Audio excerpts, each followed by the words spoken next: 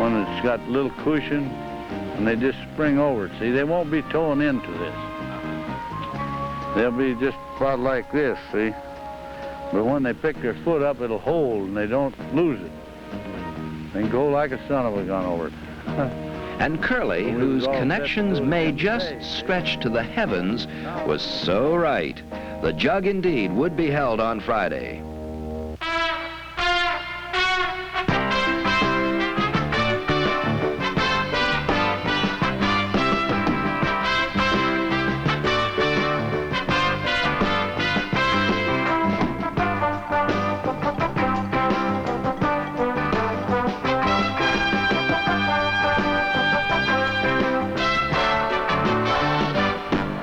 Just as the Hambletonian boasted a horse to beat, Bonefish, so did the Brown Jug.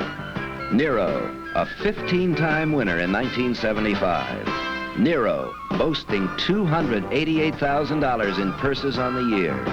Nero, the pacer the U.S. Trotting Association said might well pace in 154 before the season was over.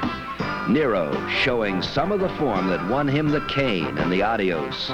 Surely the favorite in the 1975 edition of the Little Brown Jug. Surprisingly, the presence of the super pacer in the field had done little to scare off his rivals. No less than 18 of Nero's classmates were entered in the Pacing Classic, and all the other star pupils were among them. What a Baron, Albert's Star, H.A.'s Pet, and Polaris Lobel. There were outsiders in the field too, pacers with only a slender chance of winning the $148,000 stake. One of them was a bay gelding called Seatrain, like Nero, a son of red-hot pacing sire Meadow Skipper. Seatrain was unraced as a 2-year-old and had but 9 starts as a sophomore when he turned up at Delaware. Yet some horsemen were talking about him. People like Nero's driver, Joe O'Brien. 3 in there that are probably especially tough. That's Osborne's Brett, Seatrain, and What a Baron. And the favorite's caretaker, Ben Benjamin. There's a new horse called Seatrain that Benny Webster has. Was Seatrain, owned and trained by Lee Benson, the real article? Time would tell. And that time was suddenly at hand as the field for the first elimination heat left the gate and announcer Roger Houston began to do his thing. They're up and pacing. Osborne's Brett going for the lead. Armbro Patch at the rail. Seatrain on the outside with What a Baron 4 wide as they race around the turn. Nero 5th at the rail. Trucks on Hanover is 6th. Polaris Lobel 7th. Fence Contester 8th. H.A.'s Pet 9th. Fast Night trails the field as they race down the back stretch. That's What a Baron up on the outside to take the lead. Seatrain 2nd at the rail. That quarter in 28 and 1. On the move on the outside. That's Trucks on Hanover now 3rd. Armbro Patch is 4th. Osborne's Brett 5th. Nero 6th at the rail. Polaris Lobel 7th. H.A.'s Pet is 8th. Fast Night 9th at the rail. Treading the field, Dance Contester as they race into the stretch, passing a stand of the first time. That's What a Baron on top. Seatrain 2nd at the rail. Armbro Patch 3rd. A half in 57 seconds. The fastest half mile ever in the Little Brown Jug. Racing 3rd at the rail, Armbro Patch. Up on the outside, Osborne's Brad is 4th. Tricks on Hanover 5th. Nero goes to the outside 6th. Polaris Lobel 7th. H.A.'s Pet is 8th. Fast Night 9th at the rail as they race down the back stretch. That's What a Baron with the lead. Seatrain is on the move on the outside. Nero 3 wide. The 3/4 in 1:27 as they race around the turn. That's What a Baron at the rail. Seatrain on the outside. Osborne's Brett 3rd. Nero with a long way to go 4th. Polaris Lobel 5th. We've got an 1/8 of a mile to go. It's Seatrain with the lead. What a Baron at the rail. Osborne's Brett 3 wide with a rush. It's Seatrain on the outside. Osborne's Brett. Seatrain into the R. 1:57. Some 30,000 roaring fans, barely trusting their eyes, hailed the previously unheralded Seatrain. The Ben Webster-driven youngster had paced his mile in 1:57 to set a world mark for geldings over a half-mile track. Osborne's Brett, with driver Tom Brinkerhoff, was second, with Polaris Lobel and reinsman Vernon Dancer third. Finishing fourth and earning the remaining spot in the final dash was What a Baron, handled by Lou Williams. Unbelievably, the great Nero, who had set the pace in the sizzling mile, had finished fifth. He was eliminated from the finale, was through for the afternoon. The young king was ailing and would be beset by problems the remainder of the season. Nero would have to rest on the sizable collection of laurels he had amassed earlier in the year. Meanwhile, there was another elimination heat to race. 4 more berths in the final dash to be decided.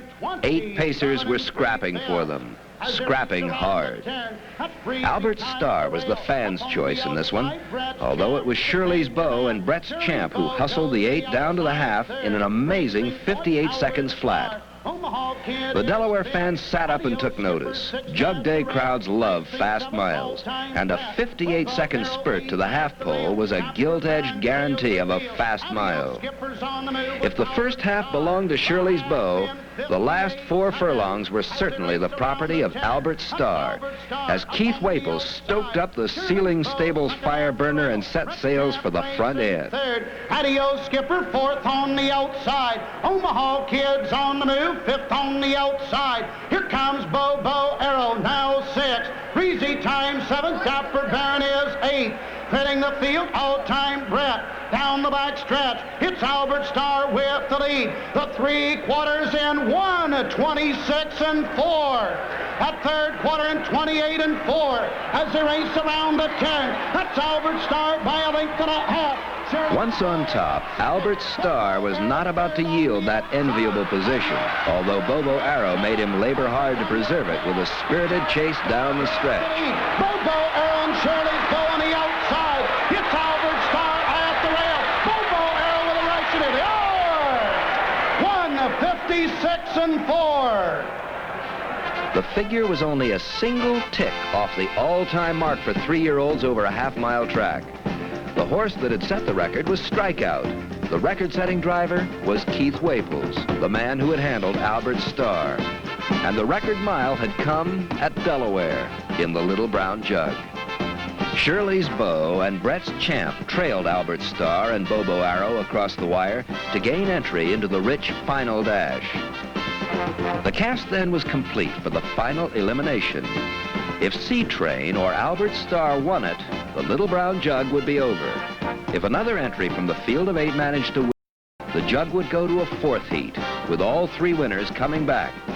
Heading to post were Seatrain, Albert Starr, Bobo Arrow, Osborne's Brett, Polaris Lobel, Shirley's Beau, What a Baron, and Brett's Champ. And then they were charging away from the gate. They're off and pacing. Seatrain going for the lead. Polaris Lobel on the outside. Albert Starr racing third. Bobo Arrow fourth at the rail. Osborne's Brett fifth. Shirley's Beau sixth. What a Baron 7th at the rail. Treading the field, Brett's Champ as they race to the back stretch. That's Seatrain on top of the field. Polaris Lobel tucks in, 2nd at the rail. Albert Starr 3rd. Bobo Arrow is 4th. Osborne's Brett 5th. The quarter in 28 and 1/5. Shirley's Beau 6th at the rail. What a Baron racing 7th. Brett's Champ trails the field. Here comes What a Baron, now 7th, now 6th, now 5th on the outside at the 3/8 mark. That's Seatrain with the lead. Polaris Lobel is 2nd. Albert Starr 3rd at the rail. What a Baron 4th on the outside. Shirley's Beau is 5th. Bobo Arrow 6th at the rail. Brett's Champ on the outside 7th. The half in 1 minute and 2/5. Osborne's Brett goes to the outside as they race around the turn. That's Seatrain with the lead. Up on the outside, What a Baron is 2nd. Polaris Lobel 3rd at the rail. Shirley's Beau on the outside 4th. Albert Starr, 5th at the rail. Brett's Champ on the outside, 6th. Bobo Arrow is 7th. Osborne's Brett trails the field as they race down the back stretch, nearing the 3/4 mark. It's Seatrain with the lead. The 3/4 in 1:31 and 3. What a Baron on the outside, 2nd. Polaris Lovell is 3rd. Shirley's Bow racing 4th on the outside. That's Seatrain to open up by a length and a half. Polaris Lovell 2nd at the rail. What a Baron is 3rd as they come to the payoff. It's Seatrain. Polaris Lovell on the outside. That's Seatrain with the lead, and here they are. Mile in 1:59 and 4. The 1975 edition of the Little Brown Jug Pacing Stake, hosted by Hank Thompson, belonged to Seatrain. His 1:59 and 4 clocking, combining with his 1:57 in the first elimination dash, made him history's fastest gelding in 2 heats over a twice-around oval. In all, 6 world marks had tumbled in the 3 dashes of the 1975 Jug. Seatrain, hardly a household word when the afternoon had gotten underway, was well on his way to becoming one. And it had all happened in the Little Brown Jug, where such things had been happening since 1946.